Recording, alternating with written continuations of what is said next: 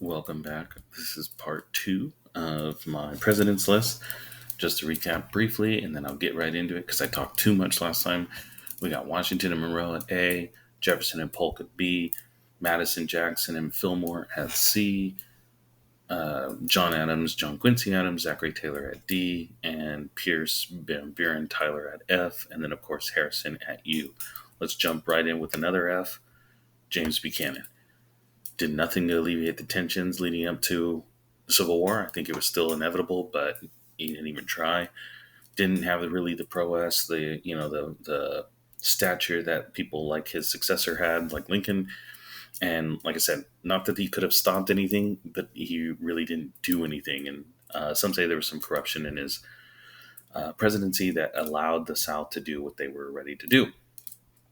So then we've got our boy Lincoln, who's going to be over here at an A. Mostly because I'm just following every other historian out there. I think it's mostly his leadership in the times of these drastic measures. You know, you're trying to preserve the Union.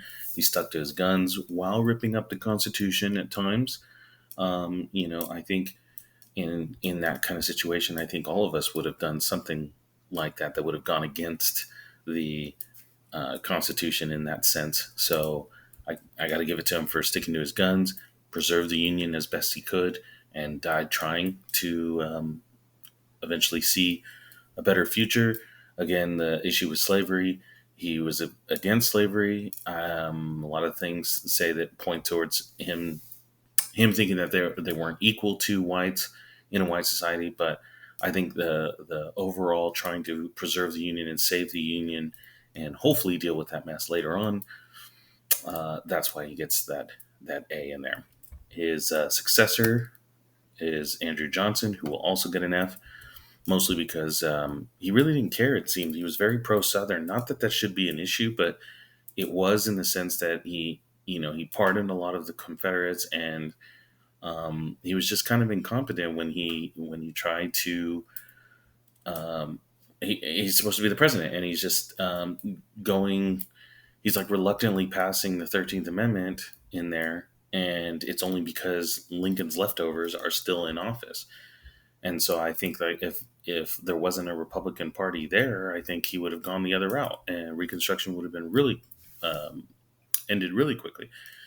And because he was impeached too in there, and because of his whole sectional mindset, so he was just very divisive and not a good leader at all, especially following Lincoln. Then we've got Ulysses S. Grant, who I give a B to. I mean, I saw a documentary on History Channel, kind of changed my mind a little bit about him. Not saying that that's the end all be all, but I'd like to read more into his presidency. Unfortunately, he was marred by his administration, and I know this probably should give him maybe C range stuff because he couldn't handle his administration because there was a lot of different issues that went on, especially like with the credit mobilier scandal and a bunch of other scandals that happened, the whiskey ring, the tweed ring, Indian ring, like all of these different things that went around his administration. I think under his administration, though, passing the Reconstruction amendments, he was the last president before Hayes to really kind of try to protect the free Black Americans that were now trying to find a better way after slavery. He strengthened ties with Britain, traded with Hawaii. I mean, native policy assimilation was, I guess, a little bit more benevolent. I mean, and unfortunately, a lot of these presidents were kind of indifferent towards natives, especially after Jackson.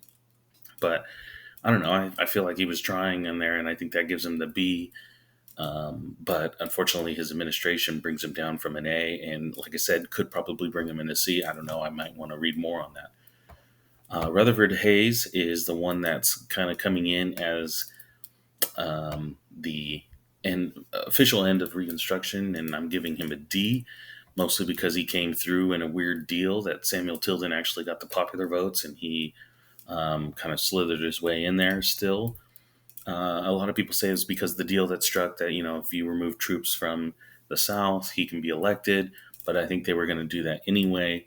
I think the real thing going towards his administration is like, he he kind of failed to help the Panic of 1873.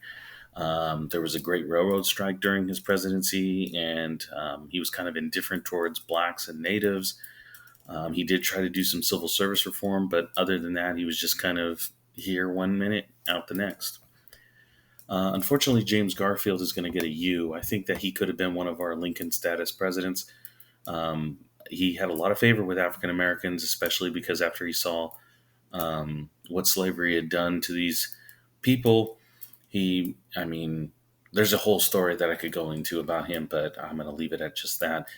So we don't get to see his presidency shine, unfortunately, but I think he would have been a really good president. His successor, I give him a D, but I do have to give it to him. He went away from his buddy Roscoe Conkling. He came in. Uh, People expected him to do horrible because he was a party man. He was hardcore Roscoe Conkling Republicans, that kind of thing. But I think after Garfield died, I think it changed him a little bit. And the one thing that you can put in his hat is the Pendleton Act, where he actually had civil service reform. But other than that, I mean, I didn't really see anything great about him, so he gets a D on that one. Grover Cleveland is going to be our C, because I think his first presidency, his first term, um, I think went okay. I mean, he wasn't really an expansionist. He was kind of indifferent on civil rights, natives. He did have a crap ton of vetoes, which showed that he had principle, but also showed that he couldn't get along with Congress. Economic panic. There was a lot of economic panic and labor unrest before that. His second term, though, he almost feels like he became an expansionist, and his second term was in non-consecutive, because after he gets elected the first term, he loses against Benjamin Harrison the next term, and then he becomes president again. And I think on that second time is where it really brings him down to the C on there. So again, I'd like to know a little bit more about it, or have somebody explain to me why he should or shouldn't be a C. Benjamin Harrison comes in here, and I'm going to give him a C as well, kind of just an average president. The thing that tears him down is the high federal spending that he had, and the high tariffs.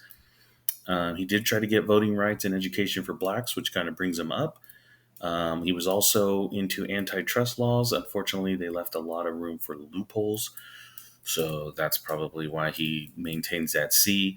Also, unfortunately, under his presidency, well, I'm not sure his immediate involvement in it, but the huge Wounded Knee issues in the Dakotas, and kind of like that signaling the end of the Indian um, battles, or Indian wars, I guess, and not really cementing that, because he was kind of indifferent as well. So we give him a C. I think he did spend like the most any president's ever spent on that. That's why they call him the $1 billion Congress. So I don't really like the spending part of that. William McKinley, we're going to give him a B. And, sometimes I go back and forth on this. Maybe he could be a C, maybe he could be a B, because I knew he was backed by big business. That's one of the reasons why he got elected. Front porch campaign, just sat there and got money. But from what I read, that he really follows the people. And that's why when he left office, people actually really liked him. And I guess you got to give him credit for that, because, as a president, you want to be behind your president.